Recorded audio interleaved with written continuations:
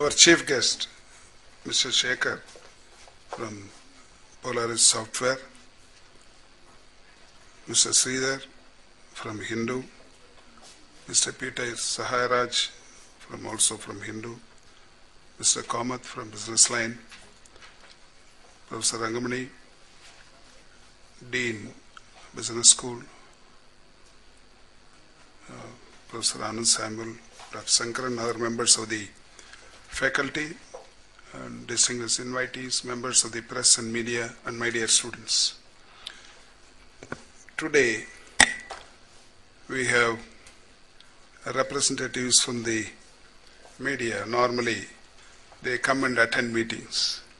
But this is the time where we have our representatives from Hindu and Business Line who are going to talk to you. Of course, the main lecture is going to be from the representative of the software industry. Mr. Shekhar is going to talk on the challenges faced by the software industry. Well, now we have a different India in the 21st century. Previously, India was one among the most backward countries. Now we are no longer so in the position. At least we have started growing fast. And in the last 15 years, India has really attracted the attention of the entire globe. With 8% rate of growth, India is one among the leading countries now, which is aiming at becoming an advanced nation. And very often our President reminds us, along with the Prime Minister, that we should become an advanced country by 2020. To fix a deadline to become an advanced country is a difficult task, but it's not difficult to achieve.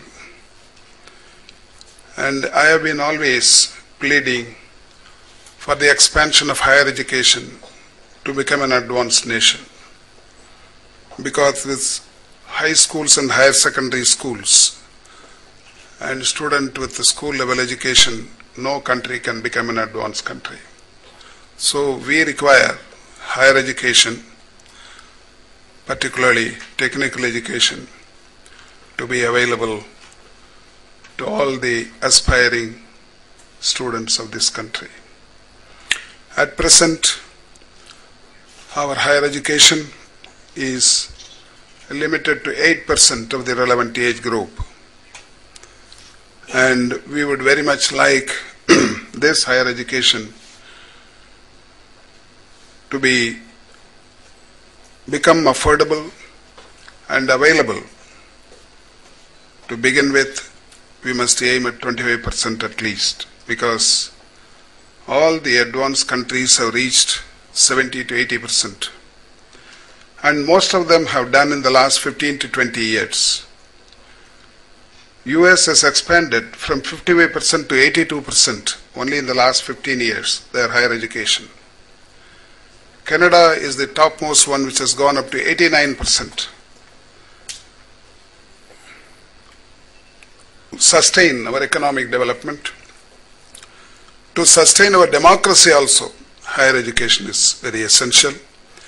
And the newspaper is a pillar of our democracy. I don't know how many of you had the occasion to go through the poems. Of course, I am a lover of Tamil poems. There is one poem written by Bharatidasan on newspapers. He says, Narumana idala penne un nalam kanar nyalam kanar. If somebody doesn't see at you, he describes the newspaper, he doesn't know the world. That is how the importance of newspaper is described by one of the leading poets in Tamil. And being a pillar of democracy, newspapers have to play a crucial role, a dynamic role in a democracy. And we are supposed to be the biggest democracy of the world. With all our defects, still we retain democracy as a way of government, and it is the duty of the educated people, educated public of this country, to see that we get a good government. Good people are elected to legislature and parliament, and ultimately we must get good governments. Mr. Shekhar is going to talk to you on the software industry of this country. India's importance in the last 15-20 years has gone up, even though it is mainly generally due to the economic development. It is mainly due to the development in software industry. The credit goes to our young boys and girls who have achieved excellence in this field, and also the credit goes to the Indian companies.